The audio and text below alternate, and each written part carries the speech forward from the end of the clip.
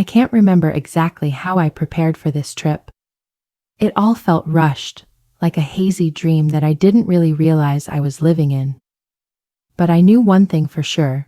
I was ready to give my husband Alex the biggest surprise. And I felt like I had reached a milestone in my life. The 12-hour flight from New York to Montana was delayed 3 times due to bad weather. Each time the crew announced a delay, I felt a surge of fatigue, but I didn't care.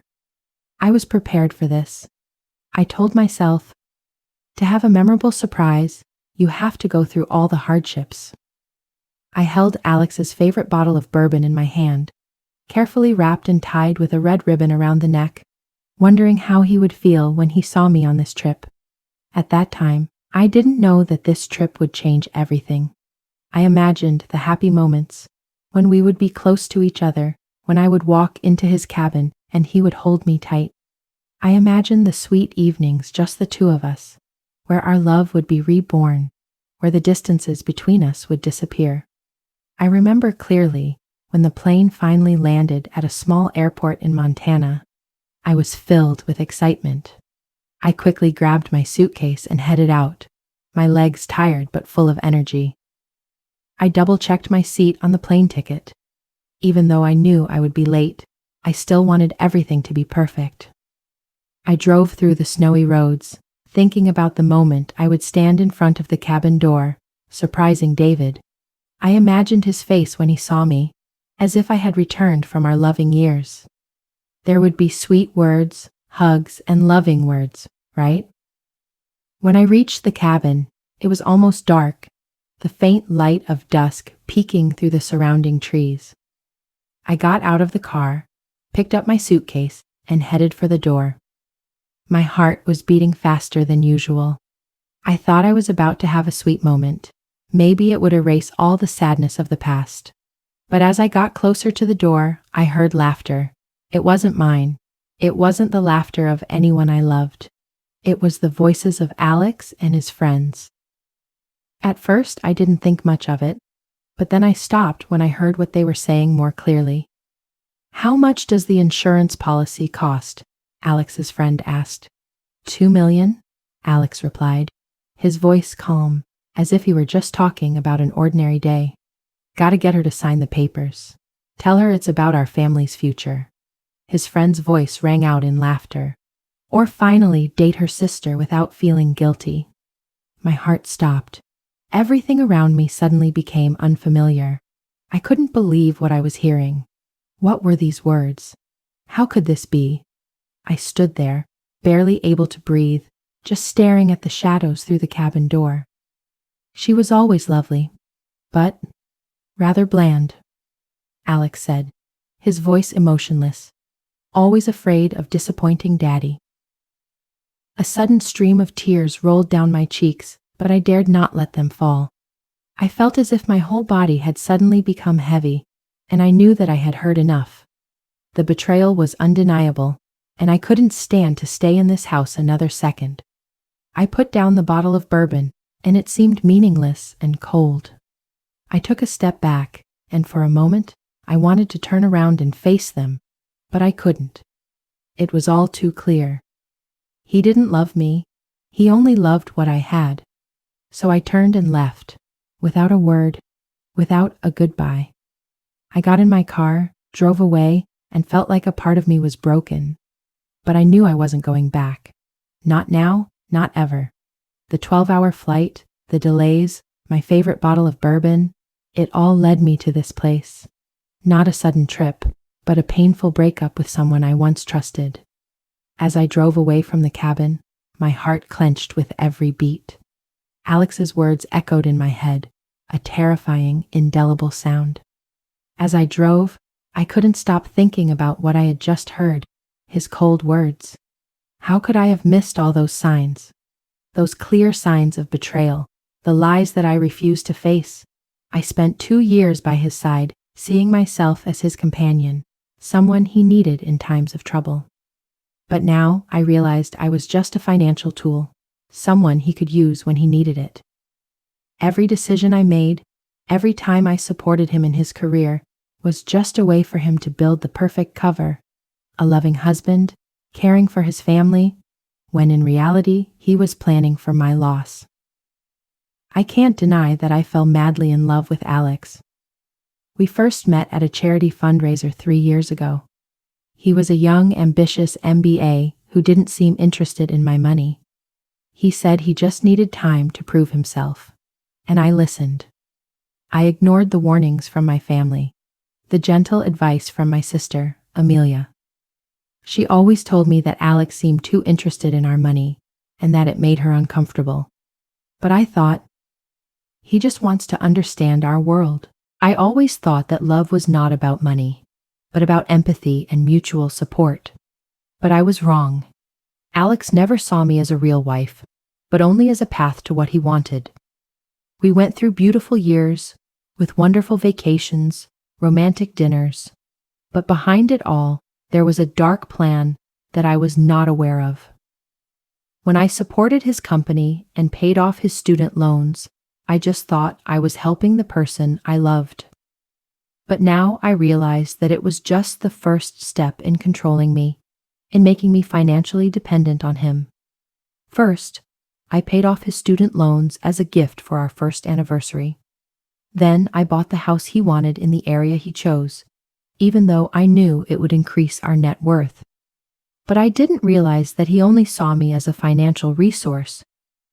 Every time there was a problem at work, I wrote him a check to help him out, but he never felt the need to show me gratitude. My sister tried to warn me, but I ignored her. She said Alex kept asking about my family trust fund, about the assets I owned.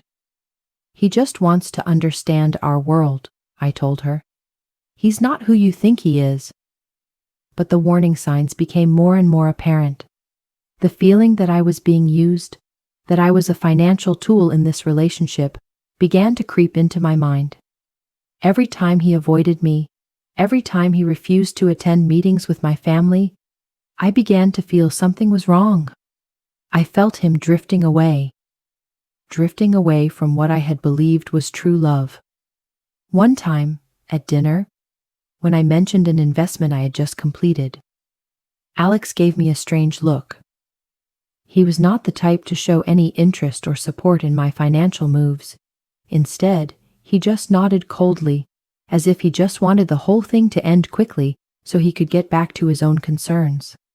This feeling was even more pronounced when he withdrew from important discussions. And whenever I asked him about his financial plans, he refused to elaborate, saying he didn't want to worry me. I remember the times he would use his busy schedule as an excuse to avoid important occasions, the times he wouldn't come home for major holidays, even though I always made time for him, whether he needed help or not.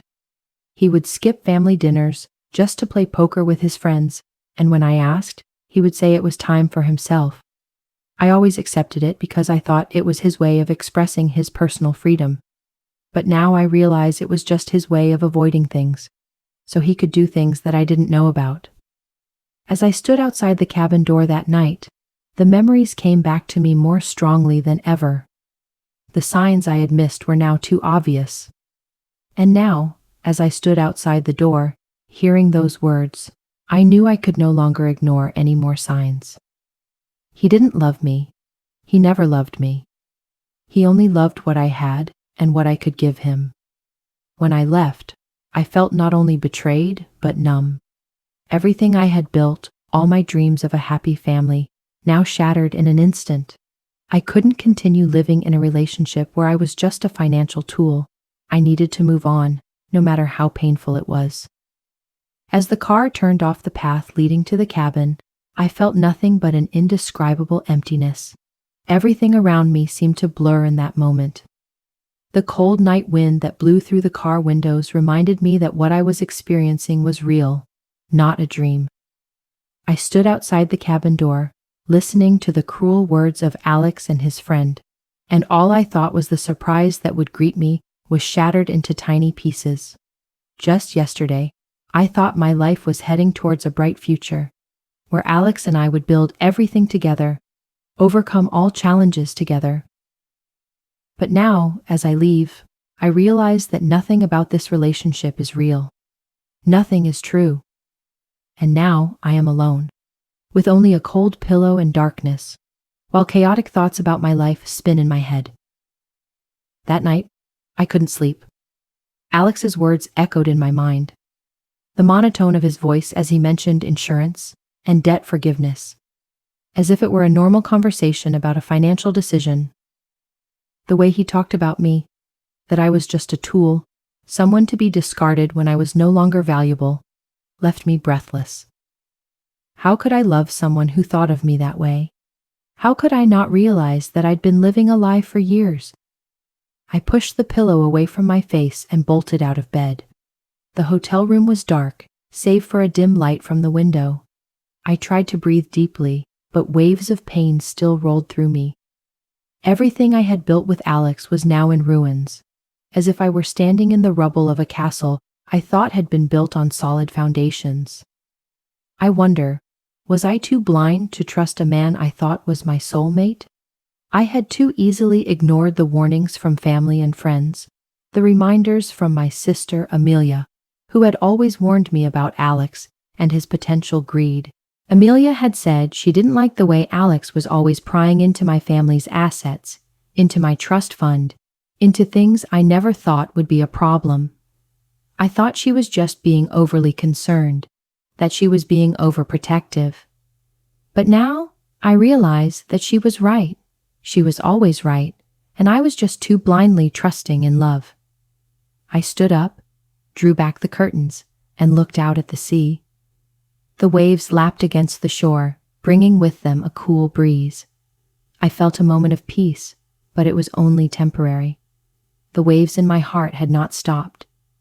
I knew what I had to do next, but I also knew that this journey would not be easy. There came a time when I could no longer stand still, could no longer continue to live in a relationship that I knew was fake. To face the cruel truth, I have to be truly awake. I cannot continue to live in someone else's shadow. I need to stand up and face myself, and the man I once loved. It's too late to go back, but perhaps I can start over from here, so that I am no longer the woman who was deceived, no longer the woman who was taken advantage of in a toxic relationship. I decided that I would no longer let Alex control my life. In order to stop hurting myself further, I had to do something I never thought possible. I had to cut off all contact with him. The next day, I decided not to go back to my hotel room, but to go straight to a nearby phone store. I bought a new phone and changed my contact number so that everything about Alex would no longer affect me. There was only one person I wanted to keep in touch with, Megan, my assistant. She was the only person I could trust all this time. When I called her and told her that there would be no meetings for the next month, she didn't ask why. She simply replied, "I'll do as you say." I feel like I'm living in another world where everything is no longer an illusion of love. I don't know where I'm going from here, but I'm sure I don't want to live in Alex's shadow anymore. My steps were no longer guided by lies, but by a new determination. A determination to lead me out of the shadow of the past, to help me find myself again. But I knew that, faced with this cruel betrayal, I could not go back to the way things were before. This relationship was not simply beyond repair. It had long since broken before I realized I was living a lie. And as I struggled through the pain, I also realized that I wasn't the only one who was hurting. Alex was also facing himself, but not because he realized the wrongness of his actions, but because he had lost everything that was important to him. It was ironic that I realized that I wasn't the only one who had to pay the price. Neither was he. I will not let him continue to live this life with contempt for others. But first, I have to regain my strength. Because only when I am strong can I face all the truth and start over. The empty, cold feeling still hadn't left me as I walked out of the phone store and into the rental car I'd booked. I slid into the driver's seat, with no clear purpose other than to get out of there as soon as possible. My mind was spinning, but in that moment, I realized something. I was alive again. I was no longer bound by Alex and his lies. Still, I couldn't stop thinking about what had happened in the cabin. Everything before my eyes blurred in memory. The way Alex had so easily talked about my death as if it were a financial decision, and the laughter of his friends after those words. It haunted me, following me like a ghost. How could someone love you, then think you would just be an object, something to be discarded when no longer needed? I stepped on the gas and headed out of town, leaving everything behind. I had no clear destination, just one desire: to get away from Alex, from the marriage I thought was perfect, from all the promises he made but never kept. The road out of the city passed through the familiar landscape of the suburbs. With each mile I traveled, I felt freedom draw closer, but at the same time, I realized that this freedom did not come easily. I had paid for it with so much lost trust, with betrayals I could never have imagined. When I decided to leave, I didn't have a clear plan. I just knew that I needed time, space to breathe, to think about what to do next. I couldn't go back to this city, couldn't face the people who had been a part of my life. I needed to leave this place and start over. Costa Rica was the last option that came to mind as I drove through the deserted streets, in the rental car, where I was completely alone. I remembered my sister Amelia's advice. She used to say that I was too dependent on Alex, that I had forgotten myself in this life. You can do it, Emma. You don't need to rely on anyone else to be happy. But I didn't listen. I loved him too much. I put all my trust in Alex.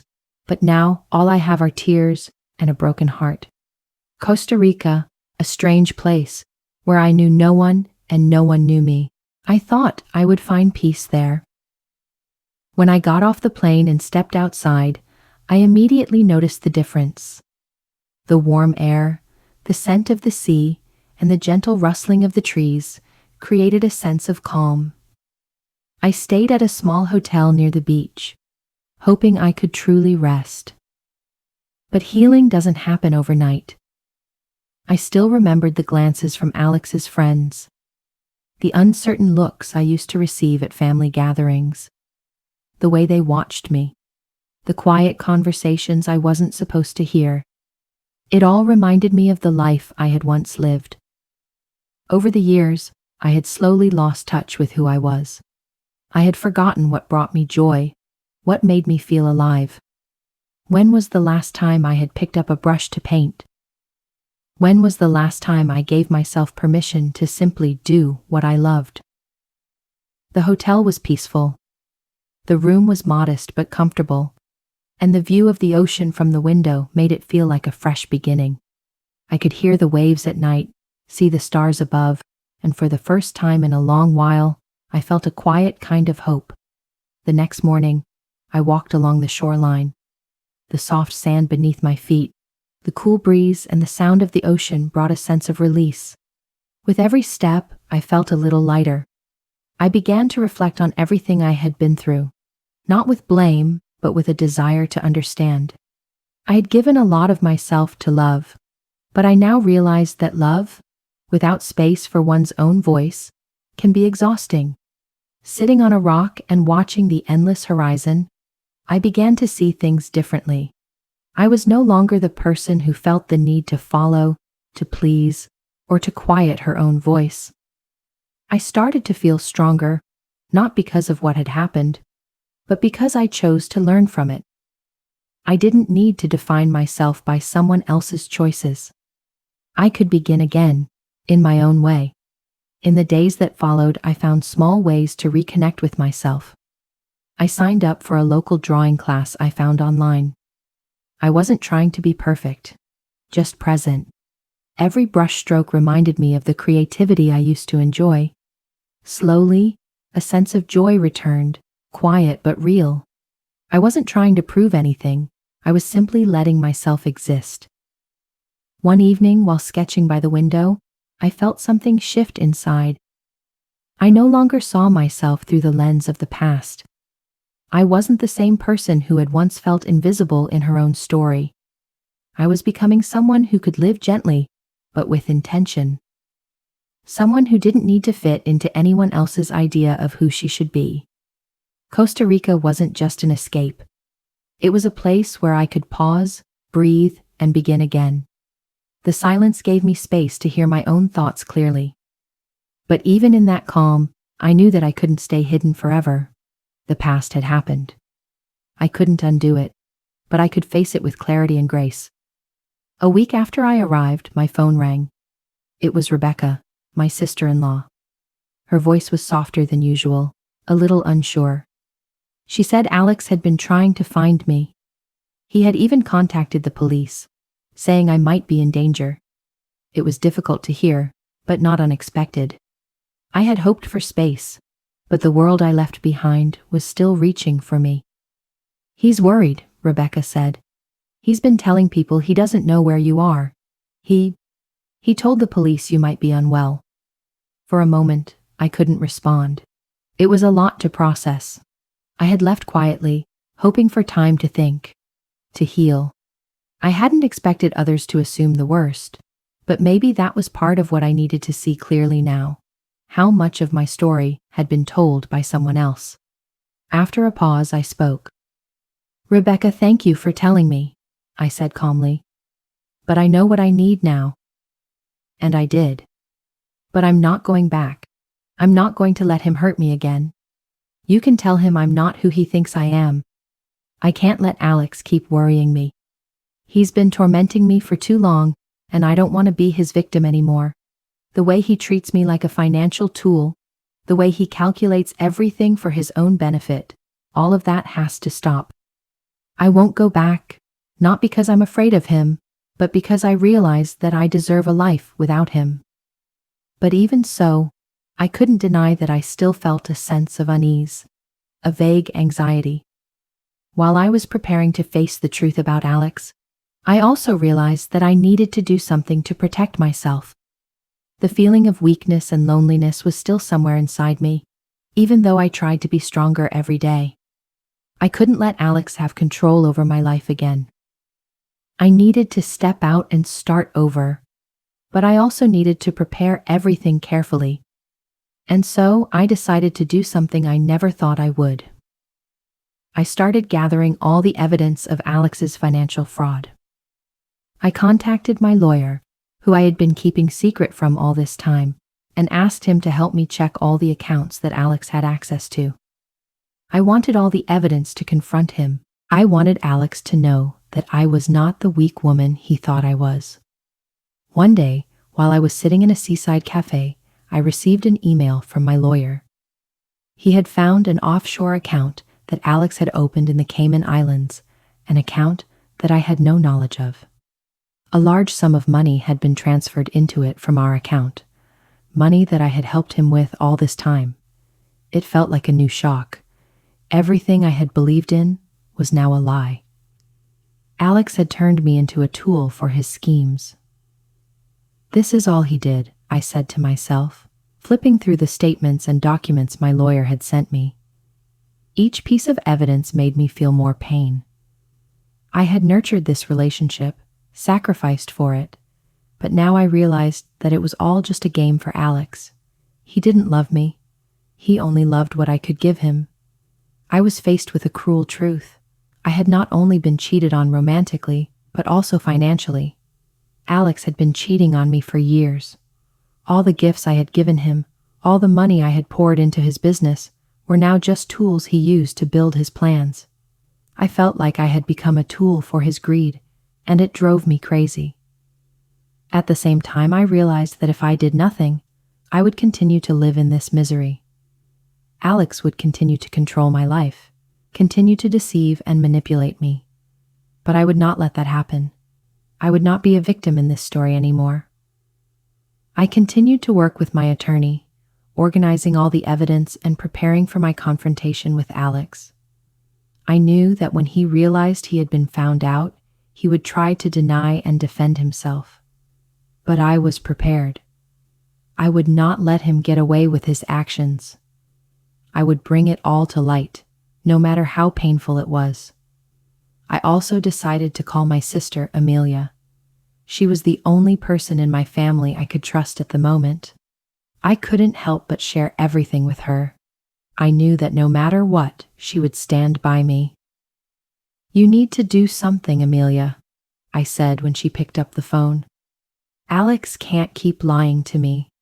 I'm not going back to him. I'll do whatever it takes to protect myself." Amelia didn't say anything right away, but I could hear the worry in her voice. "You'll be fine, Emma," she said. "You're strong. I've always believed in you." That statement gave me strength. I knew that no matter what, I had to move on. I had to deal with what had happened and not give Alex the chance to control my life again. After hearing Amelia's last words, I felt a sense of determination spread through my body. All the betrayal, pain, and loss turned into a new strength that I never knew I had.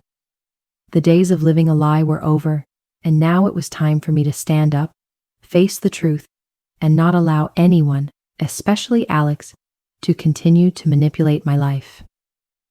Even though I still feel pain, I know I can't go back. What happened cannot be changed, but how I respond to it is the only thing I can control. I can't keep living in a shadow of myself, living in fear, and living a lie. I need to truly live, and I will do it with all the strength in me. The next day, I decided to take the first steps to bring Alex into the light. Not only did I want to regain control of my life, but I also wanted him to be held accountable for what he had done. Not just to me, but to everyone he had deceived over the years. I began to carefully sort things out. Part of me still couldn't believe that I was here, that I was going to have to face Alex, the man I had believed I was. I had lived too long in the shell he had created. I had spent 2 years of my life pleasing him, supporting him in every decision, helping him financially, and never getting anything in return, except lies. Now I had to face not only him, but myself, what I had overlooked, and the price I had paid. I contacted my lawyer, whom I had not seen for months, and asked him to start gathering every document, every piece of evidence of Alex's actions. I was determined not only to defend myself, but also to make things clear so that he could not deny his actions. I wanted every piece of evidence in my possession, clear and irrefutable. While the lawyer worked to gather the necessary information, I decided to take a step that I had never considered before. I had to change myself, not only mentally, but also physically. I knew that if I wanted to face Alex and bring everything to light, I had to be well prepared. I couldn't let him recognize me right away. I had to become a completely different person in his eyes, someone he couldn't easily recognize. I started by changing my hairstyle. I didn't want to leave any trace of the woman Alex had known. I went to a barber and asked for a completely new haircut. The long locks I had grown out over the years were cut short, and I felt like I had completely severed ties with my past. With each strand that fell to the floor, I felt a change in myself. I was no longer the weak, tired woman of life, but someone ready to face any challenge. Next, I bought some new clothes, simple but elegant clothes that weren't what Alex had seen me wearing. They weren't the fancy clothes I wore to parties with him, but clothes that made me feel strong and confident. I didn't need to express myself through my appearance, but I needed these clothes to help me feel like I was actually a new person, someone Alex couldn't identify with. As I changed my appearance, I also began to change the way I saw myself. I had spent my days living in Alex's shadow, in a marriage that I had no real control over. But now, I was no longer that person. I had learned that no one had control over me but myself. I didn't need to please anyone, and I didn't need to continue living under the control of a man who had betrayed me. One day, as I sat in a small cafe near the beach, I received a notice from my lawyer that they had gathered enough evidence about Alex's offshore accounts and the fraudulent financial actions he had taken. I looked at my phone, feeling the tension in my body. This evidence would be what would help me expose all the games Alex had played with me. He could not get away with what he had done. But part of me still felt uncertain. Could I really face Alex? Face this betrayal? Could I hold on to him, the man I loved so much? That conflicting feeling kept going through my head. But I knew I couldn't go back. I had lived in lies and fear for too long. I couldn't let it continue. The next day, I decided to schedule a meeting with a lawyer to begin legal action. I knew that this was not just a simple legal battle. This was a fight to get my life back, to get back control of myself. Every decision I made from now on would not be about revenge, but about justice, about regaining my freedom and my dignity. As I prepared for my meeting with my lawyer, I couldn't stop thinking about what was going to happen. Would I be strong enough to bring it all to light? Would I be able to face Alex without falling apart? These questions kept swirling in my head. But one thing was clear. I had to do this for myself, because I deserved a better life. A life that wasn't controlled by anyone, especially Alex. I couldn't help but feel nervous as I sat in the black leather chair at the lawyer's office. Everything I had done, everything I had prepared for, was coming to a head. Despite all the changes I had made to myself, to my appearance, to my outlook on life, I still felt a little scared at the thought of facing Alex. I had mentally prepared myself for facing him, but nothing had prepared me for this meeting.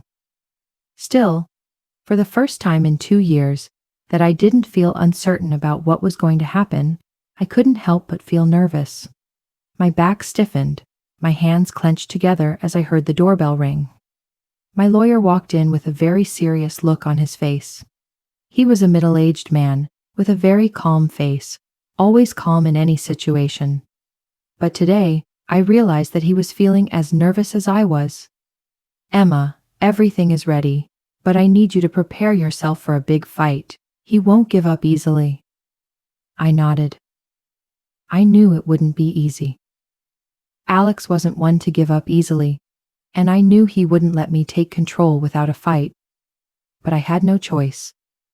My whole life had been dictated by a man I thought I loved, but now I realized he saw me as property, a tool to get what he wanted.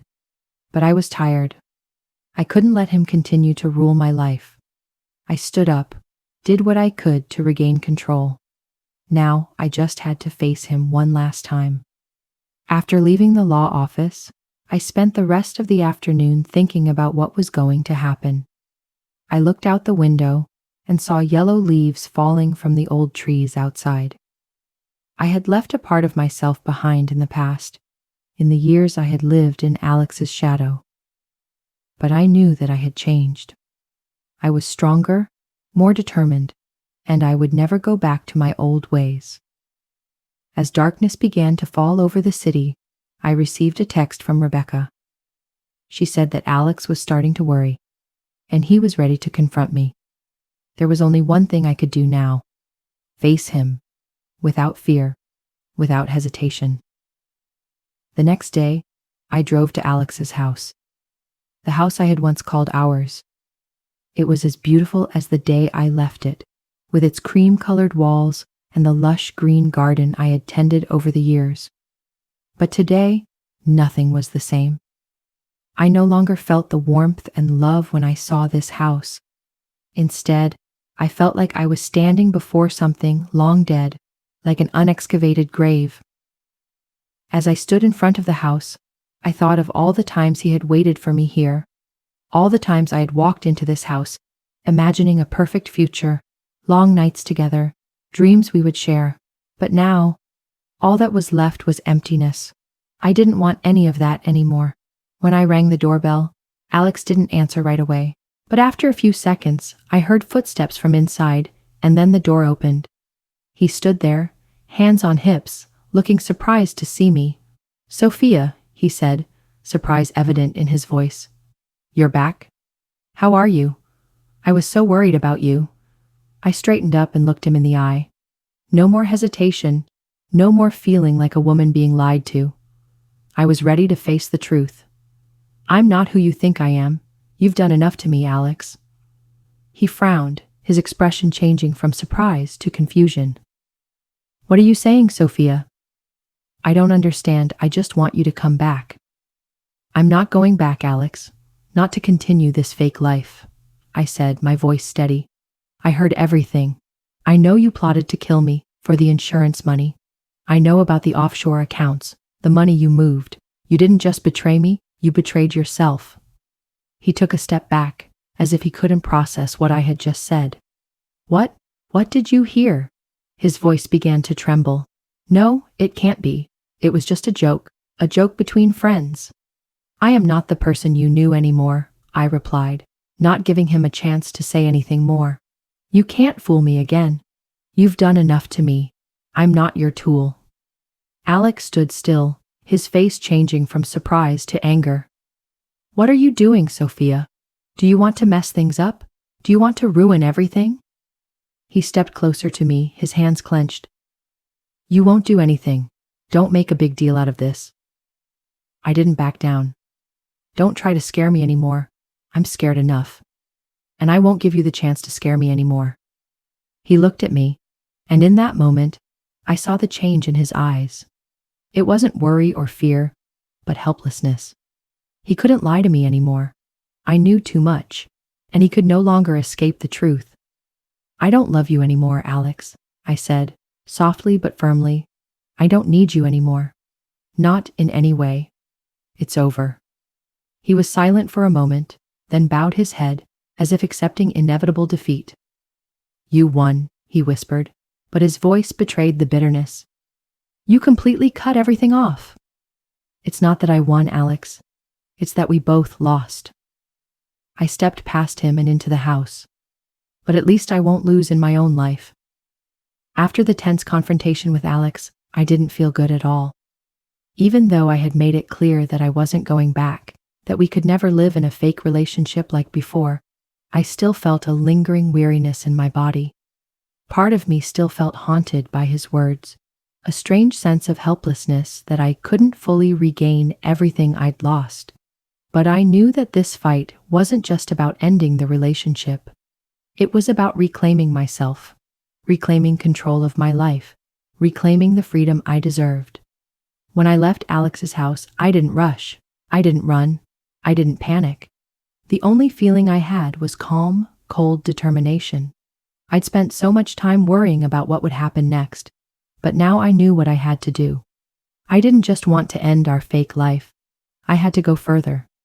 I needed to face the truth and bring it out into the light. The cold of winter outside felt like a reprieve, like the universe had given me time to think and plan. I couldn't let Alex continue to have power over my life, couldn't let him continue to hurt the others he had deceived in the past. I knew that uncovering the truth wouldn't be easy, but I also knew that I could do it. When I returned to my lawyer's office, I felt like a different person. No longer the weak woman I had been, but someone who had control over her own life. My lawyer, whom I had trusted all this time, was ready to help me through the next steps. I was ready to face Alex, but I also knew that my revenge would not stop at severing this relationship. I wanted to make him pay for using me as a financial tool, for deceiving me all this time. We'll start by gathering all the necessary documents, my lawyer said as I entered his office. We're not going to stop at just a divorce, Emma. We're going to make Alex pay for what he did. This won't just be a legal battle. It'll be a warning to people like him. I nodded. I can't let him get away with everything he did. I want to take back what I lost, and I want him to know that I won't be silent anymore. The lawyer began preparing the documents, while I continued to think about how I would make things clear and undeniable. I didn't want to just win a legal battle. I wanted to make people know the truth. I didn't want Alex to be able to continue living a lie, to continue taking advantage of others without paying the price. One of the first steps in my plan was to gather all of Alex's financial documents. The offshore accounts I had discovered, the illegal transfers from my accounts, and the evidence of insurance fraud, all had to be gathered and brought to light. I spent hours poring over account statements and insurance policies, contacting financial experts to make sure everything was correct and legal. Everything had to be perfect. Throughout this process, I couldn't help but think about the days I lived in Alex's deception. I put my trust in him. I sacrificed so much so that he could rise in his career.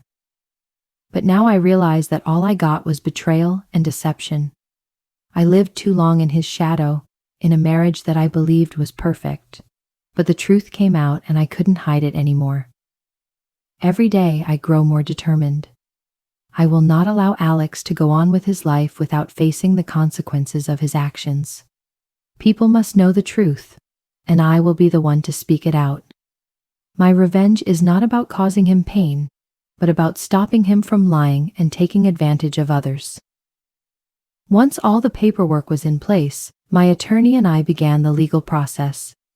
We prepared our lawsuit, and I began to prepare myself for the fight ahead. But even though I knew I would win, I couldn't help but feel the tension building. I was going into this fight with determination, but I also realized that whether I won or not, I would still lose a part of myself. I had lost a relationship that I thought was perfect, and whether I sought revenge or not, that would remain a part of my past that I couldn't change. "We're not going to stop here, Emma," my lawyer said as we prepared to file suit. "We're going to push things, and we're going to fight until Alex faces up to everything he's done." I looked at him and smiled slightly. I can't go back now, and I won't let Alex continue to ruin my life. I won't stop until he pays. We filed the lawsuit and waited for the court date. The feeling I had right now was not revenge, but relief. I knew that I would no longer have to live under Alex's control. I would no longer have to worry about him taking advantage of me or hurting me any further. For the first time in my life, I felt in control and in control of my own life. And while we waited for the court to decide, I began to rebuild my life. I returned to my passion for drawing, to what I loved, and began to seek new opportunities. I no longer lived in Alex's shadow. Every day I felt a freedom and peace that I had never felt before. In the end, I realized that the greatest revenge is not making others pay, but taking back control of your own life, not letting anyone control or deceive you anymore. The day I had to face Alex was not far away. Although I had prepared myself mentally, I could not deny that as the day of the trial approached, my heart was beating faster than ever. I was not a fickle person, but everything I had been through with him, the years of betrayal, the truths I had ignored, all of it was pressing down on me, forming a fierce wave that I could not control. As I sat at the lawyer's desk, my hands gripping the edge of the desk, I felt the tension building inside me. Over the past few days, I had done everything I could to prepare for this fight. I had gathered all the evidence, documents, and even videotapes of Alex's conversations with his friends. Everything was ready. I couldn't let this betrayal go unpunished. "I understand your anxiety," my attorney Patrick said, looking at me with sympathy. "But remember, we have everything in our hands. Alex can't deny it anymore. All you have to do is stay calm." I nodded, but the anxiety wouldn't go away. Every time I thought about confronting Alex, a feeling of dread rose in my stomach, but I couldn't let myself fall. I had come too far to turn back. I had changed too much to go back.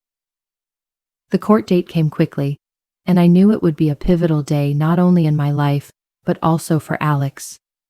I couldn't stop at divorce, not just at dividing the assets. I wanted him to face up to what he had done. I wanted him to know that all his lies, all his schemes, would never be able to overcome me. As I walked into the courtroom, I couldn't help but feel a little nervous, but it was the normal nervousness of someone preparing to face the truth. I was prepared for everything. I had learned to stay calm and face what he had done. In the courtroom, I saw Alex sitting there, his face still holding the calm facade he had tried to build over the years. But I knew he couldn't hold it anymore. Everyone began to take their seats. I noticed Alex wasn't looking at me. He was still calm, but his eyes weren't as confident as before. He knew that today, everything would change. His every move would be exposed in court. Every lie would be exposed. First the opening, and then the evidence I had gathered. When I stood up to present the evidence, I no longer felt afraid. I no longer felt weak. I no longer felt like a victim. I was the one who would bring justice, the price Alex had to pay. I began to speak, word by word, sentence by sentence, with all the determination I had built up since leaving his house. "You don't have to work to live, Sophia," she said, "but you can live doing what you love. You can change the world, even if just a little bit." And I decided to do so. I went back to work for that charity, but this time, I didn't just do it out of a sense of duty. I did it because I wanted to. Because I wanted to help people in need. Because I wanted to make a real difference in the world.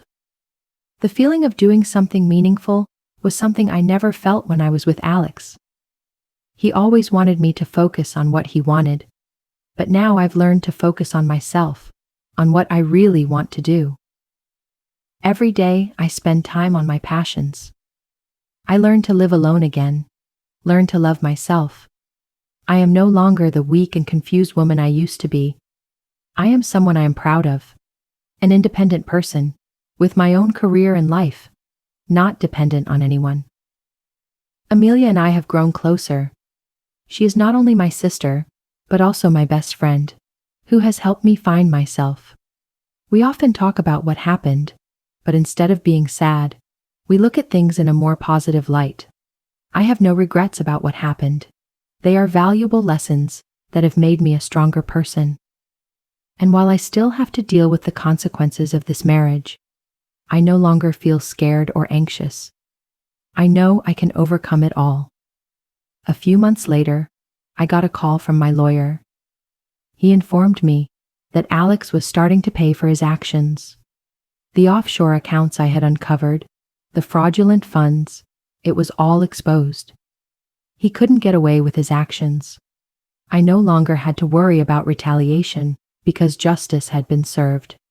Not just through the courts, but through the freedom I had won back for myself.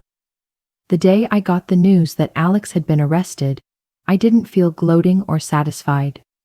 I felt relief, but it wasn't revenge. It was justice. I had my life back, and I knew that I didn't need revenge to feel strong. I just needed to keep living, keep doing the things I loved, and most importantly, I knew that I had control over my own life. A year later, as I stood on stage at an art conference where I had the opportunity to showcase my work, I felt a great transformation. The world before me was no longer the dark shadows of the past. It was a bright world of infinite possibilities, and I was the only one who could decide where I would go. When night falls, I look at my paintings, the works I have created from my days of recovery, from lonely mornings, from pain gone by. Each painting is a part of me, a part of the freedom I have regained. And I smiled because I knew I did the right thing. I was no longer the woman Alex had used. I had found myself and would never let anyone control me again.